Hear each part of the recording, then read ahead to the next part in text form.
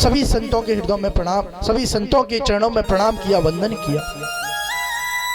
महाराज सभी संतों ने कहा कि हम तुम्हारे उद्धार के लिए कोई ना कोई मार्ग अवश्य में ढूंढ लेंगे। परीक्षित ने कहा, हे महात्माओं, हे सदपुरुषों, हे ब्राह्मण देवताओं, मैं आप सभी के चरणों में ये प्रार्थना कर रहा हूं कि मुझे मरने का कोई भय नहीं है, मुझे तक्षक का भय नहीं है कि तक्षक आके मुझे मार दे, मेरा दंशन कर दे, मुझे इसका कोई भय नहीं है। मैं घर छोड़ के इसलिए नहीं आया कि मुझे तक्षक मार देगा, कि मुझे तक्षक दंशन कर लेगा। मैं घर छोड़ के इसलिए आया हूं क्योंकि ये 7 दिन है मेरे पास। इन 7 दिनों में मुझे भगवान की कथाएं सुना दीजिए, मुझे भगवान का संकीर्तन सुना दीजिए, मुझे भगवान का भजन सुना दीजिए। अरे मेरे पास 7 दिन हैं, अल्लाह बोलकर कह सकता हूं कि मुझे 7 दिन से पहले कोई नहीं मार सकता, क्योंकि परीक्षित जी को श्राप मिला था 7 दिन का।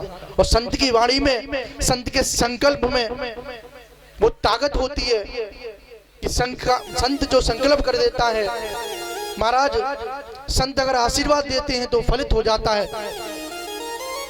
संत अपने मुख से किसी को श्राप देते हैं वो भी खाली नहीं जाता।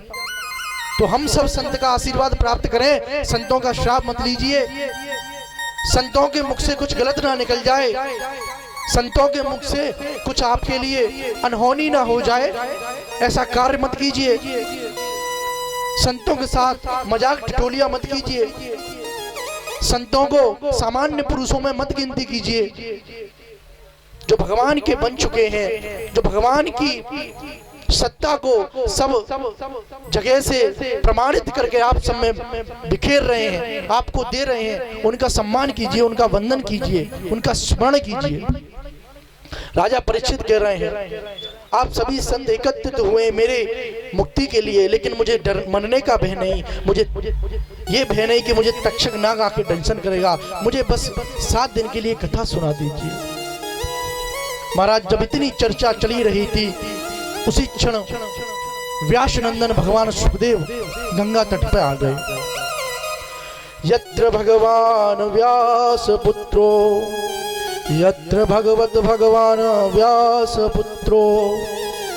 भगवान की तरह जिनका तेज था, भगवान के ही अवतार व्यास जी के पुत्र गंगा तट पे आ गए। और जैसे ही व्यास जी आए, आयु जिनकी 16 वर्ष, लेकिन ज्ञान जो भगवान के स्वयं अवतार हैं, जो भगवान के ही तरह चमक रहे हैं, दमक रहे हैं, जिनका अवधूत वेश है। महाराज